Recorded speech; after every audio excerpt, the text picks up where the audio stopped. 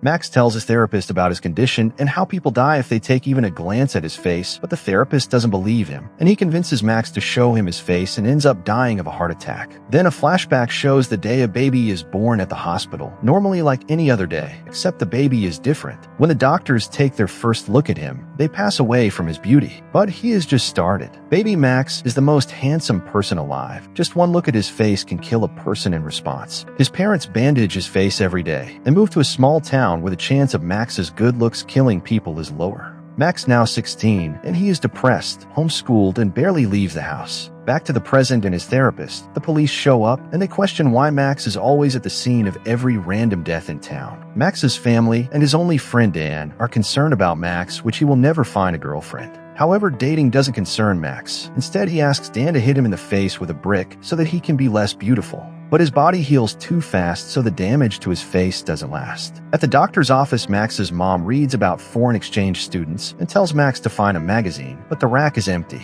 A girl named Alex has one on her lap that she isn't reading. Max attempts to have it, but she doesn't hand it at first, but when Max sits down, she hands over her magazine. Later, Dan tricks a girl into going on a date with Max. The date is going awkwardly, but as things begin to warm up, chaos ensues behind them. As a fight breaks out between a waitress and her ex, he throws things to the floor and goes to leave, but recognizes Max's date. He sits at their table and tries intimidating Max. When the waiter brings out their drinks, Max knocks them onto the table. Craig takes Max by the face and shoves it into the spill. Then Craig is forced to leave. The girl leaves too. Rejected Max stands on the edge of a bridge, contemplating suicide. Alex appears beside him and throws a bag of jelly beans into the water to show how far the jump is. Max says that when he was young, he dreamed of sitting in a bathtub full of jelly beans. Alex convinces Max to come down by offering him to join her on the bus. The bus takes them to a retirement home. To Max's surprise, Alex is meeting a woman named Esther who is in the early stages of Alzheimer's. Afterwards, Alex walks Max back home.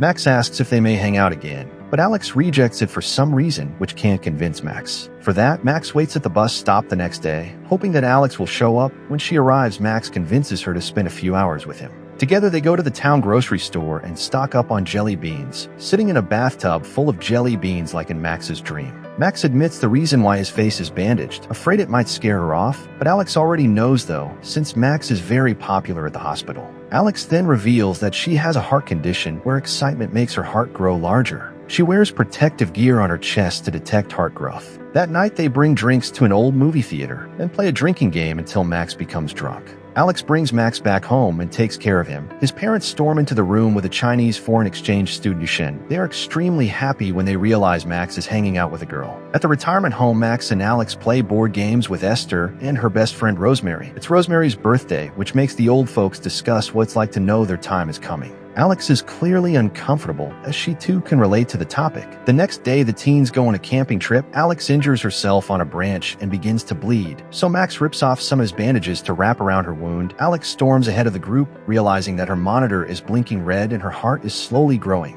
At night, Dan and his date are rolling around in a sleeping bag while Max and Alex watch in horror. Max has gotten used to Dan's shenanigans because Dan can get girls and Max can't. Alex retorts that he has the band bandages because he's too good looking and wishes she could see his face. Struck with an idea, Max throws a blanket on them and forces Alex to close her eyes. He removes his wrappings and puts them over her eyes so she can feel his face by touching. Alex asks if he's ever been kissed, and Max talks about a time where he tried to kiss a girl in the first grade. He made her close her eyes, but she was young and kids don't listen. Alex says she won't make the same mistake and kisses Max. The next day, Max, Dan, and Yushin play video games where Yushin hits on Dan in Chinese while destroying him in the game. Max calls Alex to ask when she's coming, but she lies and says she must stay home. However, Alex is actually at the doctor's, who tell her mother that her heart is expanding. Max's mom makes him and Dan take their dead Christmas tree outside. While Yushin is smoking cigarettes, she accidentally sets the tree on fire, but doesn't care and goes back inside. The boys try to snuff out the flames, injuring Dan in the process. They go to the hospital to treat Dan's wounds and notice Alex in the hallway with her mom. Alex is being dodgy and tries not to interact with them, but the boys introduce themselves. Alex lies to her mom and says that they work at the retirement home.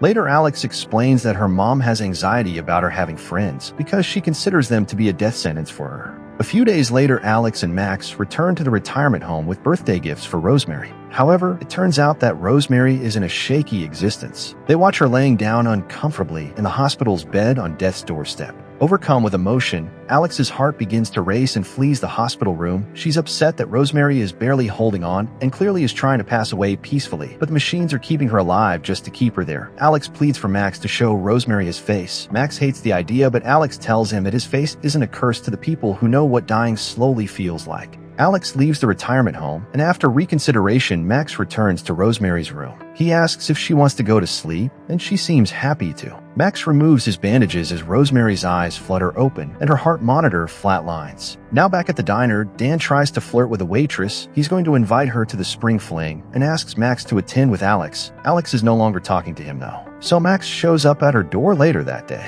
When she answers, he notices that her heart monitor light is glowing red. Max discovers that her heart has been growing this whole time, and he is most likely the cause. Alex doesn't want this to prevent them from seeing each other. However, she accepts his offer to go to the spring fling. Before the dance, Max and Alex dress wildly in outfits from the local sex shop. Alex dresses as a French maid and Max dresses in a dog mask as a horn dog. While slow dancing, Alex feels her heart race and leaves for the bathroom. Max, Dan, and the waitress go to the hallway for snacks, but the waitress's ex, Craig, shows up. Greg remembers Max from the diner and knows about the tales of his face killing people. Craig grabs Max and points his face at the waitress. Slowly, he removes the mask and she begins to smile. Her body drops to the floor dead. Police escort Max out of the building with a bag over his head. Through the mesh, Max notices that Alex is being taken to the hospital. He tries to go with her, but the police force him into a police car. When Max is released from detention, he immediately visits Alex in the hospital. After checking through her meds, it turns out that Alex has been lying about taking medication this whole time. Her life expectancy was supposed to be at 16. Now she is 17. She's waiting for her time to be up. She didn't tell him because she wanted to experience having her first boyfriend. Then she brings up the topic of death. Max knows what she's about to ask and becomes upset. He's been traumatized by having to watch people die right in front of his eyes and will not do it to the girl he loves. The next day, Max ignores Alex's calls and goes to Dan's school. Dan is there looking over the waitress's memorial. When Dan discovers that Max is ignoring Alex, he yells at him and says that refusing to see her means not getting the chance to say goodbye.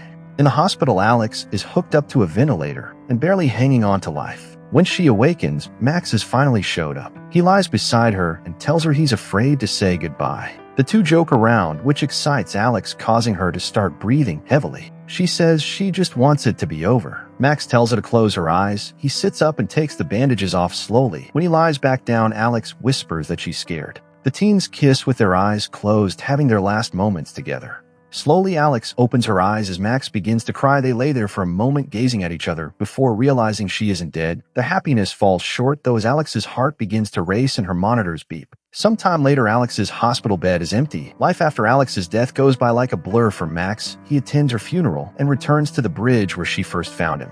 He throws an envelope filled with important things they did together into the water. Months later, Max attends a therapist appointment. He says he's feeling better day by day. His court case dropped him of charges for the waitress's death, stating it was natural causes. His condition got attention from the news and people all over the world, asking to help some people and put them out of their suffering. Max also finally discovers why Alex could look at his face. The people who are immune to his killer looks are the ones that love him unconditionally and can see past his beauty.